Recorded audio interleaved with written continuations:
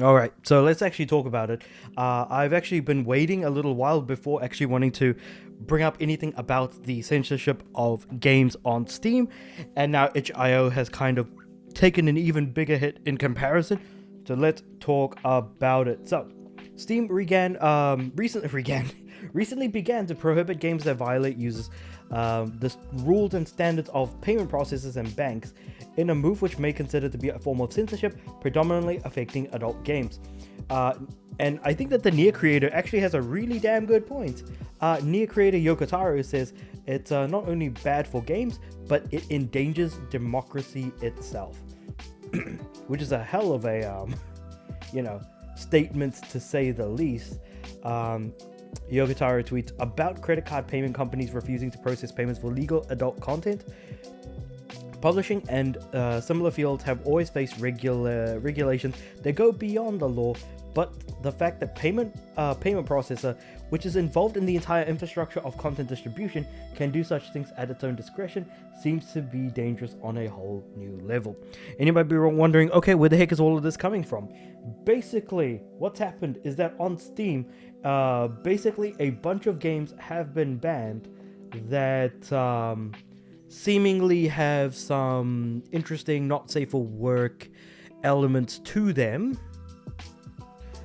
such as violating someone without their permission and having physical activity with individuals that share the same blood as well. So that's, I think, probably as colorful of an explanation as I can give. And so, sure, we're going to go with that. Now, basically, this kind of stuff is not necessarily illegal in some countries, and it can be in others. Say, for example, the UK and Australia. These two places, for sure, you would actually see that sort of issue happen. And funnily enough, there is actually a group that has gone out of their way to, let's put it this way, take pride in the fact that these games have been removed from Steam. This is a group called Collective Shout. And in addition to removing games off of Steam, they have removed the entire not safe for work category from itch.io. And you might be thinking to yourself, hold on, wait. Not safe for work games. The thing is that not all not safe for work games are not safe for work, in a sense, necessarily. Like, they don't have, visual depictions of intercourse and things like that. It does, like, not safe for work is such a vague statement and a vague term that it could refer to anything. It doesn't have to be anything particularly extreme. It could just be anything. Like, say, for example, if someone was watching an episode of Family Guy, one of their raunchier episodes, let's say, someone could say that that's not safe for work. Then people could just say, oh, because it's not safe for work, it should be banned. Basically. Could that potentially happen to the Family Guy video game, for example, if it was available to be purchased? Potentially that could. So, at the end of the day, because of how vague the term not safe for work is, that in and of itself is insane. Secondly, payment processors. The guys who facilitate the payments for which these goods are purchased on are the ones making the rules, not governments, not the platforms themselves, but the people who facilitate the transactions are making the call. But that call has got to come from somewhere. Someone needs to be complaining to their parents about how the kid next door gave them a wet willy. And the person, or rather the kid that seems to be tattling on everyone, is Collective Shout. So basically, this is an Aussie-based group that launched in 2010 and have taken up a lot of joy in being able to say, hey, let's fight against stuff like Playboy. What else have they got? They've got more stuff in here, but basically fighting against Playboy, removing games from Steam, and I thought about it for a moment, and I'm like, okay, yes, potentially these particular themes here mentioned in this article, yeah, like most people probably wouldn't miss that. But when it comes to something like activism, there is no line where things will end. And the reason why I say that is because, and I can't believe I'm about to quote someone, we have this man right here, Ted Kaczynski, aka the Unabomber. Man wrote a manifesto about how the future was going to be back in the late 1980s, I want to say. And there was a very specific element to something that he had written in his manifesto about how when it comes to activism will there's no like end point to activism. Like they will always keep going for more and more and more. There is no such thing as less, there is no such thing as stop. Just go more and more and more. And so I thought to myself, okay, so currently tackling some of these really interesting subjects here, which I'm just going to highlight on the screen. Removing those games from Steam, sure. There are still some not safe for work games on Steam still. So that's all well and good.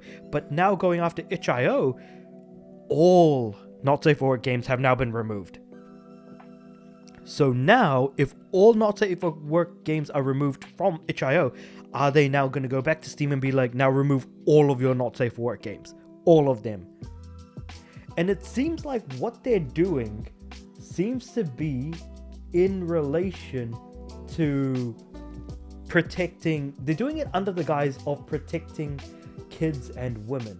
Now, protecting kids, that's brilliant, cool, that's good.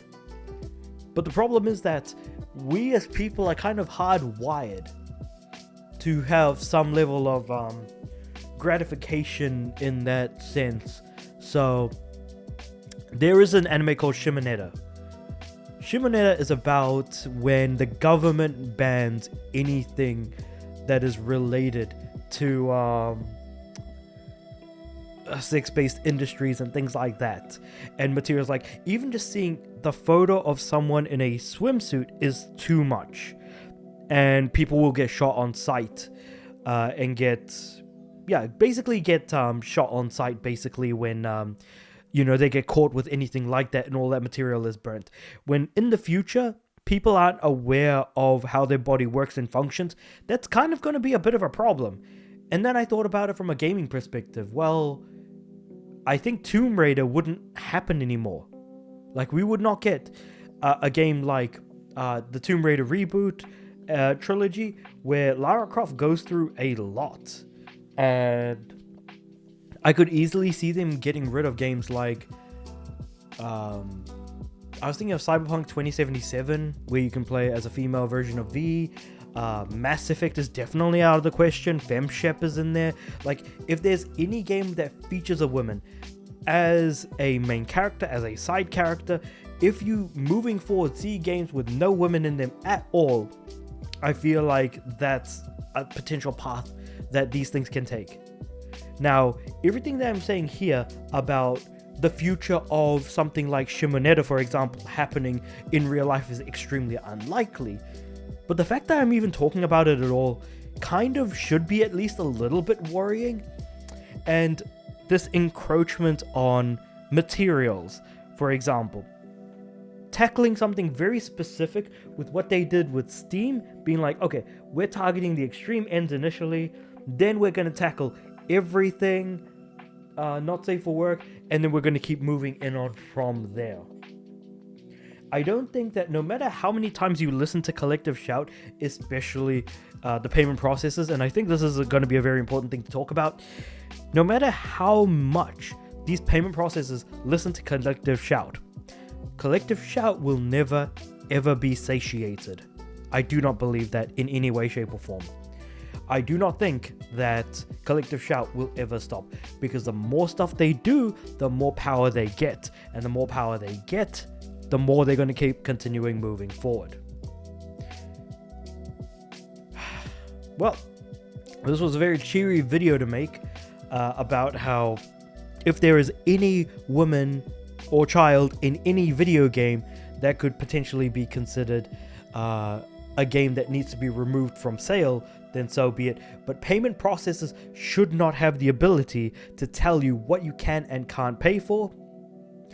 You should be able to use your money however way you feel, whether or not that's good or bad for you, because at the end of the day, Australia is a basic nanny state at this point, in terms of how they handle censorship of a lot of material that gets released into the country.